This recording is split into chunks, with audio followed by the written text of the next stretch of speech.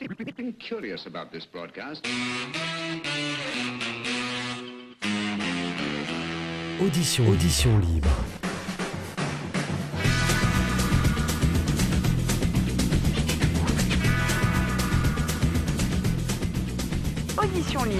Audition libre, l'émission des arts de la scène avec le magazine Le Brigadier. Bénédicte Soula. Bonjour et bienvenue dans votre émission donc des arts de la scène sur Radio Présence et sur YouTube désormais. Bon, dans la grisaille de ces vacances de Toussaint, nous allons essayer d'égayer un peu votre journée, ma brigade et moi-même. Allez, mon petit tour de table habituel. Après l'émission, il partira enfiler son déguisement de mort-vivant, mais pour l'instant, il est bien là. Bonjour Mathieu Arnal. Bonjour belle Bénédicte. Gentil, merci. Alors lui, c'est notre Bill Murray à nous, notre Ghostbuster, notre chasseur de fantômes et d'esprits taquins. Alors c'est le seul à les voir dans le studio, les esprits, et toute l'année même, pas qu'en période d'Halloween. Vous avez reconnu Pierre Estournel. Bonjour Pierre. Bonjour, non mais c'est promis Bénédicte, je ferai comme vous. Aujourd'hui je me tiens à carreaux. Oh, bon, c'est pour les auditeurs qui n'auraient pas YouTube, j'ai une chemise à carreaux, voilà. Bonjour aussi à Anna Van Rijn, messieurs, dames. Bonjour Anna. Et bonjour à tous. Donc Anna, je suis sûre, a fait sa provision de bonbons pour les petits monstres qui vont nous demander des friandises ou la vie aujourd'hui. Ah, sûrement. Oui. On verra. Francky Guéret, lui, n'a peur de rien, même pas de nous enregistrer de temps en temps. Merci, cher Francky. Allez, un peu de sérieux maintenant, puisque je vais présenter notre invité cette semaine, dont l'actualité n'a absolument rien à voir avec Halloween. Il est danseur, il est chorégraphe, et depuis 10 ans, il porte le festival qu'il a créé lui-même, festival qui s'appelle 9-9. Merci d'accueillir Samuel Mathieu. Bonjour Samuel. Bonjour, alors Samuel Mathieu, il n'y a pas de trêve de confiserie, même à Halloween ici, donc vous comparaissez en audition libre.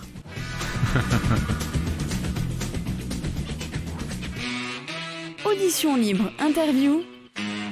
Mathieu Arnal.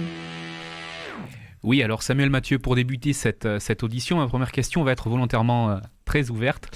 Comme l'a dit en préambule Bénédicte, donc cette année, le 9-9 célèbre son 10e anniversaire, donc à une semaine de cette édition quelque peu particulière. Comment l'abordez-vous ? Bien écoutez, on est un petit peu dans la course, on va dire. C'est toujours un peu... dernière ligne droite. C'est la dernière ligne droite, donc du coup c'est assez tendu, on va dire. Mais non, on est assez confiant et assez heureux de pouvoir présenter cette nouvelle programmation. Elle est très dense dans les deux sens du terme. Oui. Avec un A. Voilà, très chargée, avec deux créations, notamment avec une création que l'on porte, nous, compagnie Samuel Mathieu, avec Frau Trophéa, et puis Lionel Beg, qui vient faire aussi une création qui s'appelle La Fuite. Voilà, donc deux créations. On ouvre le festival avec ces deux pièces. Voilà, avec des partenaires maintenant qui sont assez nouveaux, puisque nous travaillons avec Pronomade aussi, nous travaillons avec les Mazades, avec plusieurs théâtres, ce qui nous permet d'évoluer et de grandir sur le territoire. Et c'est assez formidable de pouvoir avoir une vraie visibilité de la danse, en tout cas, des arts chorégraphiques sur ce territoire, et vraiment avoir un maillage important. Alors à présent, je me tourne vers vous, Bénédicte. Vous avez longuement interviewé Samuel Mathieu pour le prochain numéro du Brigadier qui sortira vendredi prochain, le 8 novembre. Alors, sans trop déshabiller la mariée avant la nuit de noces, pour reprendre une expression qui vous est chère, il m'a volé mon expression. Je cite les autrices. Parlez-nous un petit peu de la teneur de ce festival et de sa philosophie. Oui, alors effectivement, on s'est rencontrés avec Samuel déjà. Et on a longuement parlé, on a fait une interview donc pour que de la mariée. Pour le regard sûr, donc il y a un peu, une des rubriques emblématiques quand même du magazine. Voilà, du magazine. Et on a surtout évoqué l'historique en fait du festival. Voilà, ces 10 ans de festival avec ses hauts, avec ses bas. Alors il y a aussi une partie sur la programmation qui elle a été réalisée par Dominique Crébassol, notre spécialiste en danse. Voilà, mais nous, on a surtout effectivement évoqué ce parcours quand même remarquable. Voilà, d'un festival qui s'est installé dans... Donc oui, on va surtout parler de Frau Trophéa cette fois-ci. Donc j'invite tous les auditeurs à aller découvrir à partir du 8 novembre ce reportage dans le Brigadier, voilà, pour en savoir un peu plus sur le festival. Et donc, effectivement, vous venez de le dire, dans cette programmation, Dominique Rébastol n'a pas évoqué donc, votre dernière création, Frau Trophéa, que vous présentez le 7 novembre au Théâtre des Mazades. C'est pour ça qu'elle ne l'a pas présenté, Voilà, parce que pour effectivement. la petite anecdote, elle l'avait choisi en fait, Frau Trophéa, dans sa sélection des spectacles à voir, mais on s'est rendu compte qu'effectivement le spectacle était programmé le 7 novembre et le magazine sortant le 8, on a été obligé de revoir notre copie. Donc on en parle aujourd'hui. Tout à fait. Et c'est tant mieux car cela nous donne toute latitude pour l'évoquer tranquillement au cours de cette émission. Alors cette pièce est adaptée d'Entrée dans la danse, le roman de Jean Telet. Alors rappelez à nos auditrices et à nos auditeurs de quoi ça parle. Alors en fait, Jean Telet reprend un événement, alors son livre est assez romancé, mais il reprend un événement qui s'est passé en 1518, qui est ce qu'on a appelé l'épidémie de la danse. À Strasbourg. À Strasbourg, voilà, en 1518. Il faut remettre dans le contexte, Strasbourg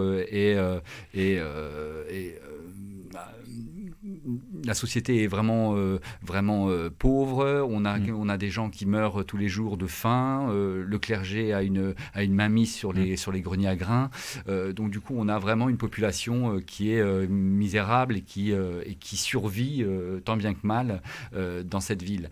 Et puis, au fur et à mesure, la situation se dégrade. Et puis, en fait, une femme tue son enfant dans la rivière parce qu'elle ne peut plus le nourrir et du coup c'est un petit peu l'élément déclencheur de cette danse puisque juste après cet événement elle se met à avoir des spasmes, à avoir des moments de mouvement comme ça un peu anarchique et puis en fait cette danse se propage, cet état se propage à d'autres personnes qui vivent exactement la même chose et d'un seul coup l'ensemble de la population se met à danser. Et cette femme s'appelle Frau Trophéa, d'où le titre de votre création. Alors, et puis ensuite, on a vraiment un événement qui se propage à 10 000 personnes, 20 000 personnes qui se mettent à danser.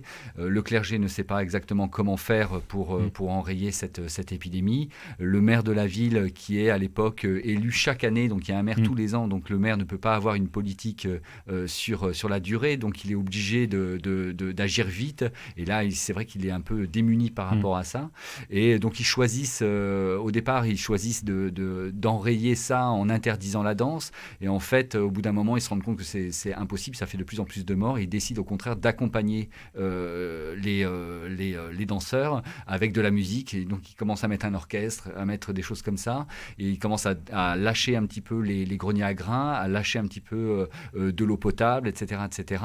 Ce qui fait que d'autres personnes qui ne sont pas contaminées se mettent aussi à danser pour pouvoir profiter de la nourriture et de l'eau. Oui. Et puis, tout ça se termine assez difficilement puisque le clergé reprend en main cette situation-là et prétexte la danse de Saint-Guy pour les emmener dans la montagne. Et en fait, il les suicide dans la montagne, c'est-à-dire qu'il déverse les personnes en transe comme ça dans un ravin. Et on peut comptabiliser 10 000 morts ou 15 000 morts selon Jean Telet dans son livre. Voilà. Ça pourrait inspirer un épisode de Faites entrer l'accusé, là. Oui. Les accusés. Donc voilà. C'est incroyable. Justement, Samuel, l'argument de la pièce, vous venez de nous le donner. Le texte de Jean Telet évoque une folie collective, une manie dansante. Et vous, alors, vous en faites un solo pour un danseur. Alors, expliquez-nous comment on transpose au plateau l'idée du nombre avec un seul corps, finalement. Alors en fait, ce qui m'intéressait dans ce projet, en tout cas dans le livre de Jean Telet, dans les documents que j'ai pu trouver à Strasbourg ou dans les différents sites, l'idée c'était de travailler sur le patient zéro. C'était ça qui m'intéressait puisqu'on parle d'épidémie et je me disais le patient zéro va être intéressant et comment quelque chose peut se propager, comment le mouvement peut se propager dans un corps. Et quelles sont les clés en fait pour que le corps prenne le pas sur l'esprit, on va dire quelque part, et qu'il soit entièrement maître de son évolution et de son émancipation quelque part entre guillemets. Mais voilà, c'était à cet endroit-là que ça m'intéressait. D'accord. Martin Moriès, c'est le nom de votre danseur, finalement incarne, si on peut parler d'incarnation, je ne sais pas, dans votre danse, uniquement Frau Trophea. Ou alors il y a quand même une idée aussi de... Il y a une idée un petit peu plus... épidémique. On est allé un petit peu plus loin là, dans cette idée avec Martin. Martin qui est un danseur qui m'accompagne depuis 3-4 ans. C'est un danseur qui a eu un beau parcours d'interprète et qui continue à avoir un beau parcours d'interprète. Et donc l'idée avec lui, c'était de travailler sur la question du genre. Voilà. Donc l'envie, c'était d'associer à cette problématique du patient zéro la question du genre et comment la question du choix aussi, la question d'être et d'exister et de faire ses propres choix entre le corps et l'esprit et de savoir exactement où on est et ce que l'on a envie d'être. On va y revenir sur la question du genre, fait. mais juste Martin Moriès, si vous pouvez nous le présenter en 2 mots, et puis pourquoi vous l'avez choisi pour cette pièce-là précisément ? Alors c'est un danseur un peu atypique dans le sens qu'il n'a pas fait d'école supérieure ni quoi que ce soit, mais il a un parcours très volontaire. Il vient du jazz, il est allé ensuite dans des compagnies contemporaines comme Angelin Préjocage ou Claude Brumachon et Benjamin Lamarche. Il a été il est actuellement avec Christian Hubel, il est avec nous dans la compagnie. C'est quelqu'un qui a une puissance physique remarquable et une qualité de gestuelle qui est assez singulière. Je sais que lui s'intéresse beaucoup à la question du genre aussi, donc il y avait aussi cette idée-là de travailler autour de cette notion-là, sans pour autant rentrer dans les canons de la question du genre et d'autres chorégraphes qui sont rentrés dans d'autres manières de faire, mais l'idée c'était au contraire de faire participer un interprète et de dialoguer avec lui sur un plateau et de travailler ensemble autour de cette question-là. Non pas d'apposer une écriture chorégraphique, bien au contraire, de partager, on va dire, une idée, de partager un concept, de partager une émotion, quelque chose qui va nous permettre de construire une œuvre autour de cette problématique du genre et du patient zéro, quelque part. Voilà. C'est ça, en fait. Alors justement, Frau Trophea, présentée, on l'a dit, le 7 novembre au Théâtre des Mazades, est à la fois objet chorégraphique et endroit d'expérimentation. Elle fait référence au thème du queer. Alors pouvez-vous nous expliquer en quelques mots ce terme et cette thématique qui en découle ? Alors, on est reparti avec Martin sur toute cette idée des années 70, enfin toute cette époque des années 70, que ce soit le queer. On s'est inspiré aussi beaucoup des travaux de Marie-Hélène Boursier ou de Monique Witting. Donc, on a vraiment travaillé autour de ça. Et on s'est dit, OK, qu'est-ce que c'est le mouvement, en fait, d'où il démarre, comment il commence. On ne s'est pas interdit d'aller chercher toutes les danses qui peuvent exister autour de ça, comme le voguing, comme des choses de ce genre, et essayer d'épurer en fait, d'épurer de tous les apparats et d'arriver au mouvement simple. C'est-à-dire peut-être pour les auditeurs, voguing. Le voguing, oui, voilà. une danse des années 70 qui arrive, je crois, à New York, voilà, et qui ensuite est vraiment une danse, oui, c'est 70-80, qui a été repris ensuite par Madonna à une certaine époque dans les années 90-2000. Voilà, donc on est sur une danse qui travaille beaucoup avec les bras, avec une circulation des bras autour du corps, voilà, qui permet aussi de rentrer dans une sorte de transe sur des musiques techno ou ce genre de choses, ou électro, on va dire plus largement. Et donc voilà, donc on est sur quelque chose qui, on va chercher les mouvements, on va chercher ces mouvements-là, on essaie de les sortir de leur contexte, d'un contexte, on va dire, d'image et de représentation, et d'essayer de comprendre cette notion de démarrage, comment il démarre dans le corps. Donc il y avait ça, il y avait aussi cette notion de représentation, c'est-à-dire que dans les spectacles queer ou transgenres, on est souvent sur effectivement l'apparat et sur le transformisme, etc. Mais on a toujours un rapport à la frontalité et ce rapport-là est toujours très puissant d'affirmer quelque chose, d'affirmer une position, d'affirmer un genre, d'affirmer quelque chose. Voilà. Donc voilà, on a essayé de travailler autour de tous ces éléments-là et bon an mal an, on a réussi à sortir une écriture singulière de cette chose, une écriture qui peut être répétitive et qui est évolutive, c'est-à-dire qu'elle rentre en puissance au fur et à mesure et pas forcément en excitation, mais en puissance d'écriture. Voilà, si je peux... Bah oui, vous avez dit beaucoup de choses. Oui, sur... Là aussi, voilà. C'est dense. Effectivement, vous avez dit que vous vous êtes appuyé sur les travaux de Marie-Hélène Boursier, donc, qui est sociologue et maître de conférence à l'université Lille 3. Donc elle travaille vraiment sur sur une panoplie des champs du féminisme. Vous avez notamment évoqué, je crois, donc le transféminisme, Oui, parce et autres. qu'en fait... les queer studies aussi. Oui, je oui. crois. En fait, qu'on moi, appelle. j'étais assez... je connaissais peu, en fait, cette... je connaissais pas du tout ses écrits et c'est vrai que me plonger dedans, ça a été une ouverture, en fait. Une ouverture de concevoir, une ouverture philosophique, en fait, même, de concevoir notre condition complètement différemment et de la mettre à une autre échelle et surtout de se poser des questions, non plus par rapport à nos mœurs, mais à des mœurs que l'on pourrait changer ou bouleverser, ou en tout cas de se repositionner. Vous savez, quand j'étais gamin, j'étais au lycée, et puis j'avais un prof de dessin, il nous avait dit monter sur une table, c'était avant que le cercle des poètes disparus Oui. Avec sorte. Robin Williams, oui. Avec Robin Williams, et il nous avait dit monter sur une table et regarder votre espace. Et donc c'est simplement un changement de position et de regarder l'espace différemment et de regarder, se regarder complètement différemment. Donc la question du choix est importante, la question de cette est-ce qu'il y a séparation entre corps et esprit, entre volonté et corps, est-ce qu'il y a toutes ces choses-là, à la fois j'ai envie de dire il n'y a pas forcément de séparation, il y a juste une harmonie à trouver entre les deux, et c'était à cet endroit-là qu'il fallait travailler, et Marianne Boursier a permis ça. Et toute la question du féminisme pose la question de l'égalité et pose la question de l'équité aussi. Et en cela, Frau Tropea vient creuser là-dedans. Parce que je pense que dans le début de Frau Tropea, le fait qu'elle soit patient zéro de cette épidémie nous donne elle aurait pu être un homme ou une femme. Voilà. Donc, bon, peu importe, en fait, on s'en fout. C'est juste que c'est un individu qui se rebelle et le corps prend la main sur le reste parce qu'elle ne peut plus l'exprimer et elle n'a plus les moyens de l'exprimer.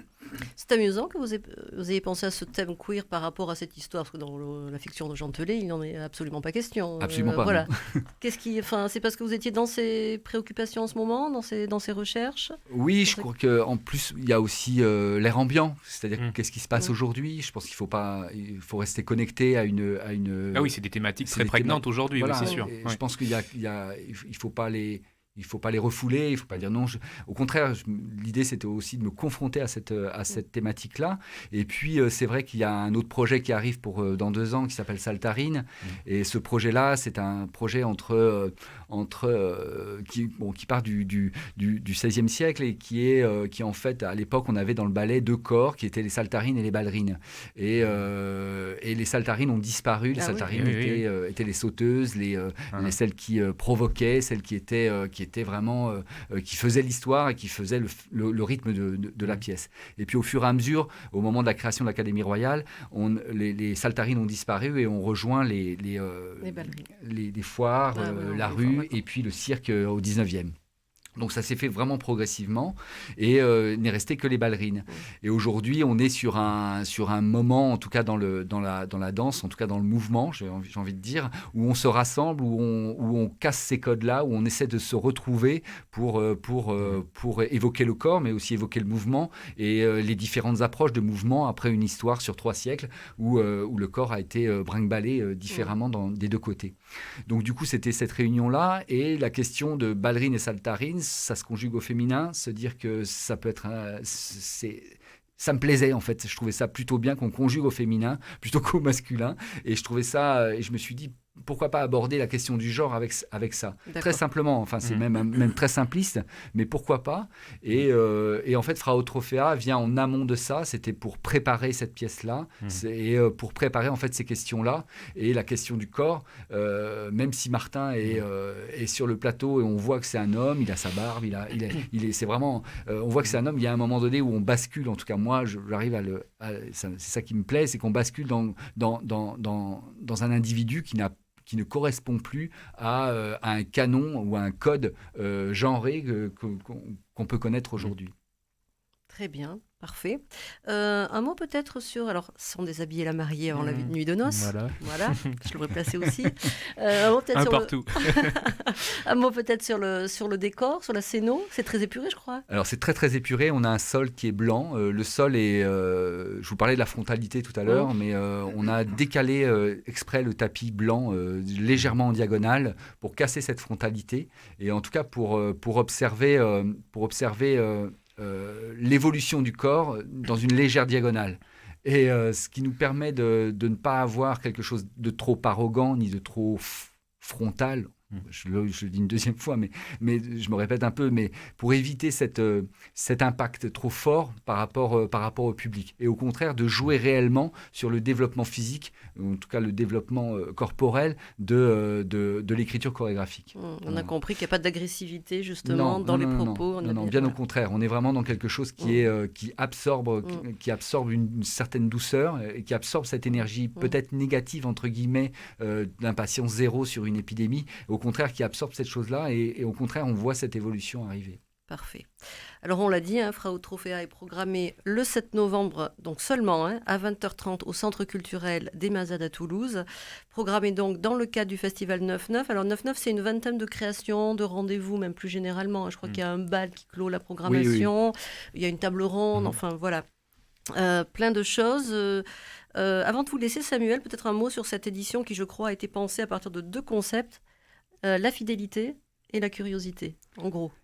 Si je me souviens bien de notre discussion précédente. En fait, oui. Non, l'idée, c'était d'à la fois rassembler mes compagnons de route, on va dire, les compagnons de route à la fois, les gens que j'ai pu rencontrer, les compagnons de route réels, dans le sens réel du terme, c'est-à-dire qu'à la fois, ce sont des interprètes qui sont devenus chorégraphes, ou alors ce sont des rencontres que j'ai pu faire au cours des tournées ou des projets qu'on a mis en place.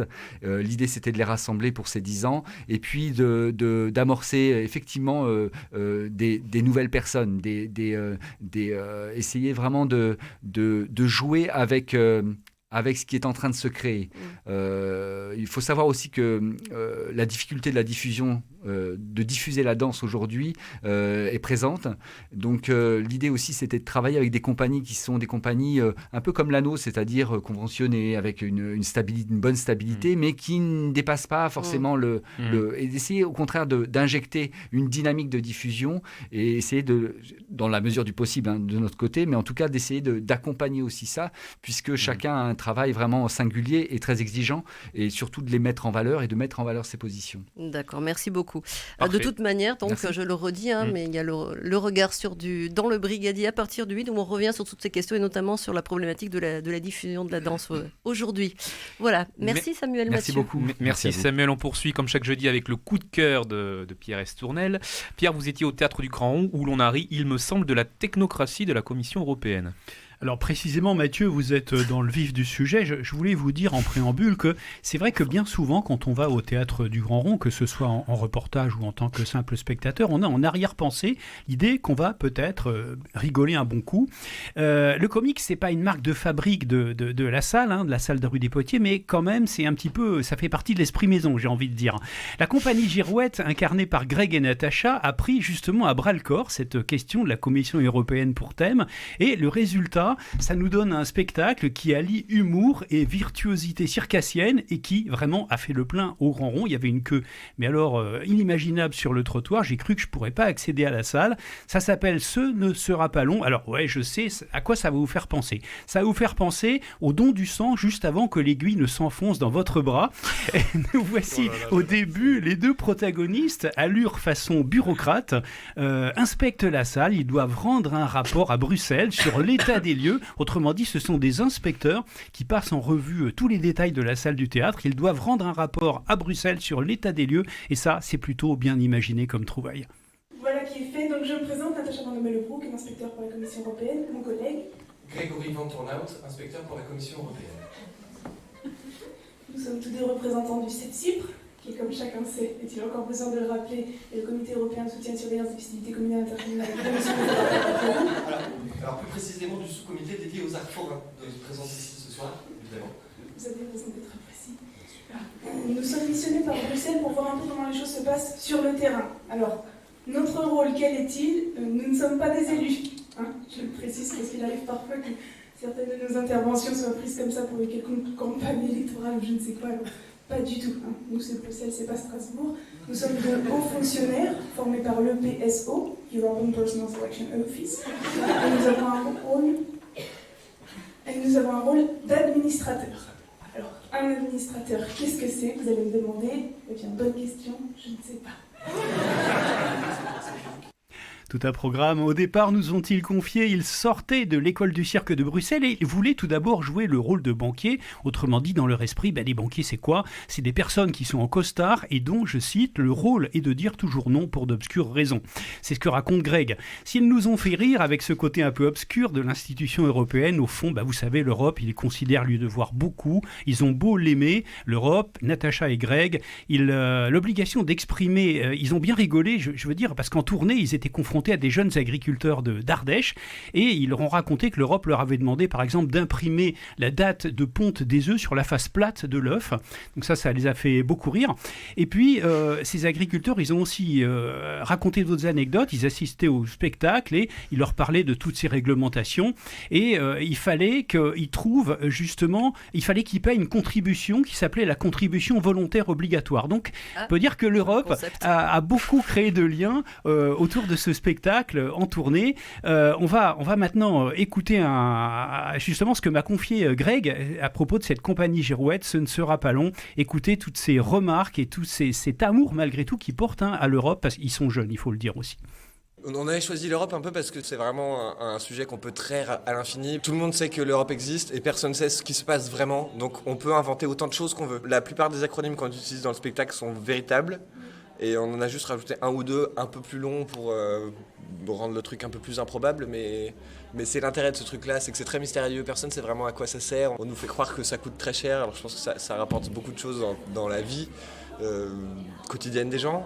Ne serait-ce que l'euro, ne serait-ce que l'espace Schengen, tout ça, ça a quand même ouvert beaucoup de trucs. Mais ça a ce côté entité d'éminence grise dont on n'a aucune idée de qui fait quoi, qu'est-ce qu'elle fait dans la vie, Ursula von der Leyen, c'est qui ces gens. C'est un peu des archétypes, quoi. Voilà, l'Europe, c'est parfois compliqué, mais en fait, on l'aime quand même bien. Ce ne sera pas long, ça va tourner pendant 2 semaines au Grand Rond, c'est chaque soir à 21h. Merci Pierre, j'aime beaucoup le concept de contribution volontaire obligatoire, oui. Je garde. Faut le faire. Et maintenant, pour finir, l'agenda d'Anna.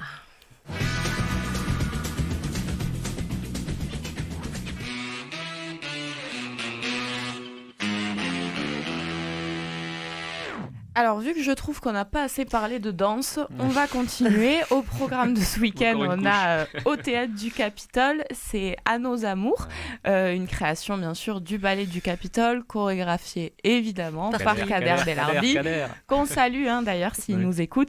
Et donc, c'est une représentation qui met en avant toutes les étapes de la relation amoureuse. Donc, d'abord la jeunesse, la vie d'adulte et enfin la vieillesse. Et comme à son habitude, Kader Bellarbi nous propose bien sûr un spectacle assez raffiné et avec des mélodies à couper le souffle. À nos amours, ce sera donc samedi à 19h et dimanche à 2 reprises à 14h et à 17h au Théâtre du Capitole. Et on continue rapidement pour un petit dernier dans l'improvisation au Théâtre du Ring avec de la musique cette fois. Michel Mathieu n'a pas eu le temps de nous en parler la semaine dernière, donc c'est moi qui le fais. Il s'agit de Noise qui revient pour une nouvelle édition et cette fois-ci avec un beau message car ce sera en mémoire de Tetsu Saito, un improvisateur et contrebassiste décédé en 2019. Alors au programme, on a un concert en 2 parties pour vendredi soir. D'abord Timothée Quost, pas Timothée Rouvière, Timothée Quost, pour un solo de trompette suivi d'un duo entre un contrebassiste et une danseuse. Et concernant la journée de samedi, on aura à 15h un atelier autour de l'improvisation. À 17h30, le festival accueillera Jérôme Nottinger. Et bien sûr, on termine la journée avec un autre concert. Il commencera avec un solo à la voix et ensuite place à la fête avec un duo qui fait de l'électro-acoustique. Super, merci Anna. Je crois que vous aimez bien Kader Bellarbi. Je crois aussi. Très bien. Allez, merci. On est un petit peu en retard. Est-ce qu'on s'excuse auprès de Francky Guéret. Merci, à la semaine prochaine. Salut. Bye bye.